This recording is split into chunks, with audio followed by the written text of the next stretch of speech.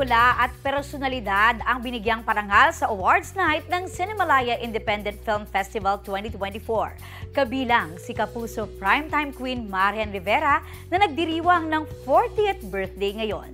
Heto ang latest. For her spirited portrayal of public school teacher, facing light and means to protect the sanctity of the ballot. Marian Rivera for Balota. Wagi bilang Best Actress, si Kapuso primetime queen Marian Rivera sa Cinemalaya Independent Film Festival 2024 para sa kanyang pagganap bilang si Teacher Emmy sa pelikulang Balota na official entry ng GMA Pictures at GMA Entertainment Group. Emosyonal na tinanggap ni Marian ang kanyang Balanghay Trophy para sa kauna-unahan niyang Cinemalaya film. Sa lahat po ng bumubuo ng Cinemalaya, marami pong salamat sa inyo. To my GMA family, thank you. Direk Kip, ramdam ko ang 100% na pagtitiwala mo sa kakayaan ko kung paano ko i-arte si Teacher Emmy. So thank you, Direk Kip.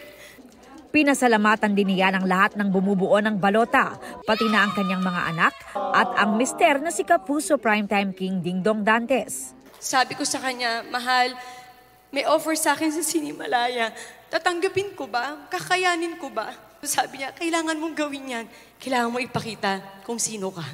Dahil sa pelikulang yon, she was able to express, di ba, kumbaga yung mga feelings, emotions, pero higit sa lahat na pakita niya yung talent niya. Ang award natanggap ni Marian sa bisperas pa ng kanyang 40th birthday. Salamat po sa napakagandang regalo.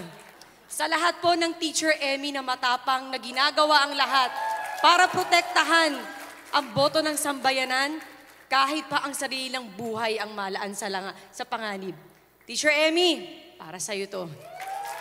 Bukod sa award, thankful din si Marian sa naramdamang suporta para sa kanyang first Cinemalaya film na sold out ang lahat ng screenings.